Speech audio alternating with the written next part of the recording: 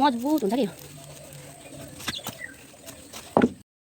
High everyone, नमस्ते सेवारो सबैजनालाई। आज म तपाईहरुलाई कुचो कसरी सजिलो तरिकाले बनाउने भन्ने भिडियो चाहिँ तपाईहरुमा ल्याइसकेको छु। सो साथीहरु, मैले चाहिँ एउटा पाइपलाई चाहिँ काटेर टुक्रा बनाइसके अनि मैले एउटा भित्रबाट लाउने फेसो पनि बनाइसकेको छु। अनि म साथीहरु कुचोलाई चाहिँ बिस्तारै चाहिँ यसरी मिलाउनु पर्ने हुन्छ। अलिकति तराईको चाहिँ कुचो सानो सानो हुन्छ, त्यही भएर चाहिँ यसलाई चाहिँ मजाले मिलाएर चाहिँ राख्नु पर्ने हुन्छ। अनि मैले यसरी धमाधम मिलाउँदै छु। सो साथीहरु, हजुरहरु चाहिँ डोरीले बाँध्नु हुँदैन, म चाहिँ यसरी चाहिँ बनाउँछु। एकदम सजिलो अनि मजबुत बलियो पनि हुन्छ, त्यही भएर मैले चाहिँ यसरी बनाउँदै छु। अनि यो चाहिँ अलिकति लामो, त्यसलाई चाहिँ हैन अलिकति यसरी केलाएर खुर्पाले चाहिँ काट्नु पर्ने हुन्छ। म चाहिँ यसरी काट्दै छु। सो साथीहरुले हेर्न सक्नुहुनेछ। ल, फाइनल काटि पनि सक्यो। अब चाहिँ म हाल लगाउनु पर्ने हुन्छ पाइप भित्र, अनि धमाधम लगाउँदै पनि छु है साथीहरु।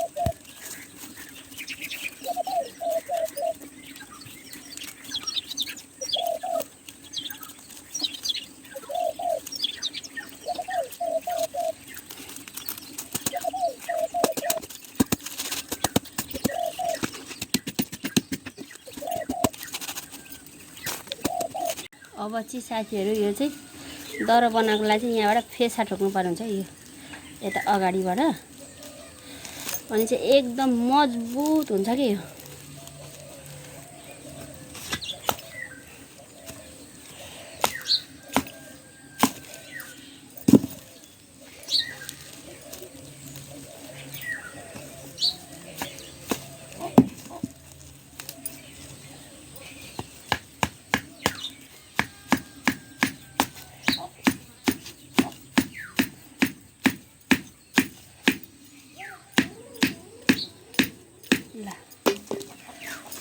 ल साथीहरु, एकदम दर्रो हैन मजबुत।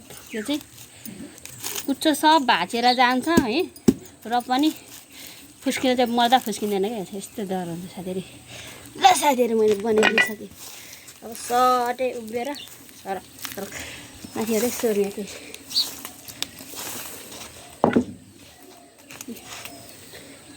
ल, कुचो यसरी हजुरहरुले पनि बनाउन सक्नुहुन्छ है।